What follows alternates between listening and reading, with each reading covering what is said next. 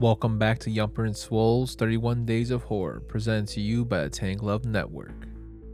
Today we have another classic from David Koepp, the 2004 psychological thriller, Secret Window. The movie is based off a novel of short stories written by Stephen King called 4 Past Midnight.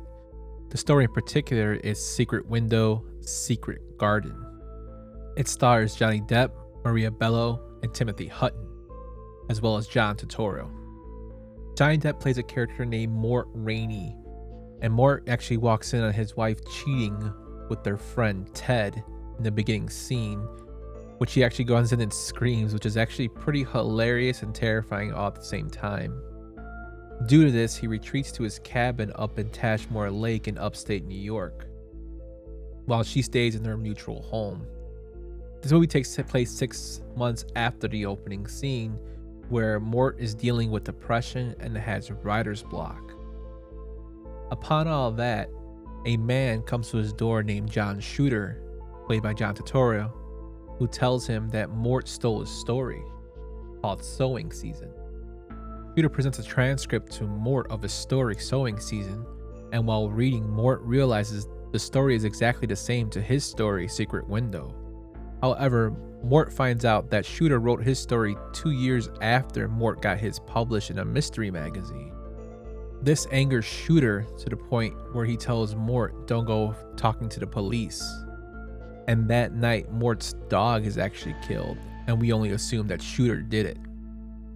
John Turturro's character of Shooter is played so well that he commands the screen every time he appears. His accent and the way he delivers his dialogue is very creepy and menacing, and you could tell he's a character that you don't want to mess with. Turturro pulls this off great, and I cannot express anymore how perfect he is for this role. This movie turns into a vendetta of plagiarism, where one person claims his stuff was stolen from another, and you as the viewer have to figure out what is going on. Is he telling the truth? And there are some nice little plot twists in this movie that I didn't want to give away, and they play pretty well and stay true to the original story. On top of the great performance by John Turturro, Johnny Depp does not get outshined here. He plays a total slob, and you actually feel sorry for him as a character of Mort. He walks around in his bathrobe, he sleeps in his bathrobe, he eats chips like in the most depressed way, so you kind of feel for him, and you kind of understand how he's going through heartbreak and how that kind of could affect his career.